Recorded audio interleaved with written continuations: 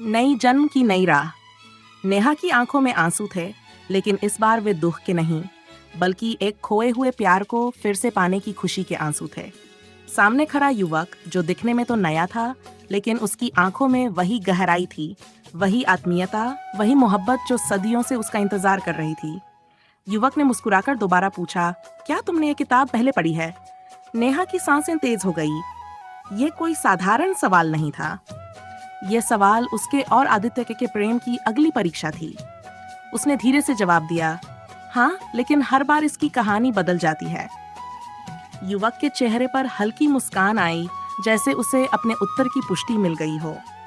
बीते समय की परछाइयां, आदित्य ने खुद को शिवांश बताया।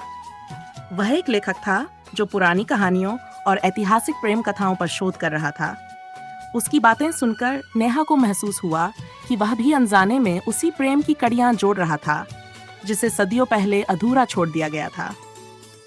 क्या तुमने कभी महसूस किया है कि कुछ जगहें, कुछ बातें, कुछ लोग हमें अनजाने में भी बहुत अपने से लगते हैं? नेहा ने पूछा। शिवांश ने गहरी नजरों से उसे देखा और धीरे से कहा, हाँ, और शायद इसीलिए हम आज यहाँ हैं। मोहब्बत की अगली परीक्षा। नेहा और शिवांश की मुलाकातें बढ़ने लगीं। हर दिन वे किताबों, कविताओं और कहानियों के जरिए एक दूसरे को और बेहतर समझने लगे। लेकिन नेहा के मन में अब भी सवाल थे। क्या शिवांश सच में आदित्य का ही नया रूप है? क्या ये वही प्रेम है जो सदियों से चला आ रहा है? एक शाम, जब वे दोनों पुराने किले में टहल रहे थे, नेहा ने हिम्मत जुटाकर पूछा, क्या तुम्हें कभी ऐसा महसूस हुआ है कि तुम्हारा दिल किसी ऐसी चीज से जुड़ा है जिसे तुमने पहले कभी नहीं जाना? शिवांश कुछ देर तक खामोश रहा, फिर बोला, हाँ, जब मैं पहली बार तुमसे मिला तो ऐसा लगा जैसे मैं तुम्हें सदियों से जानता हूँ। उसकी ये बात सुनकर नेहा की आंखें नम हो गईं। ये वही जवाब था जो वह सुनना चाहती थी। अधूरी कसम पूरी हुई। धीरे धीरे शिवांश और नेहा के बीच का रिश्ता गहराने लगा। प्यार के नए रंग खिलने लगे। एक दिन शिवांश ने नेहा को उसी किले में बुलाया जहां उनकी कहानी शुरू हुई थी। वहां पहुंचकर उसने नेहा को एक पुरानी अंगूठी दिखाई।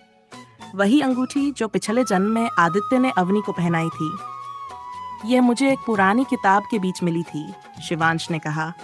मुझे नहीं पता क्यों, लेकिन इसे देखते ही लगा कि यह तुम्हारे लिए ही बनी है। नेहा ने वह अंगूठी अपनी उंगलियों में डाली और उसी पल हवा में एक जानी पहचानी सुगंध फैल गई।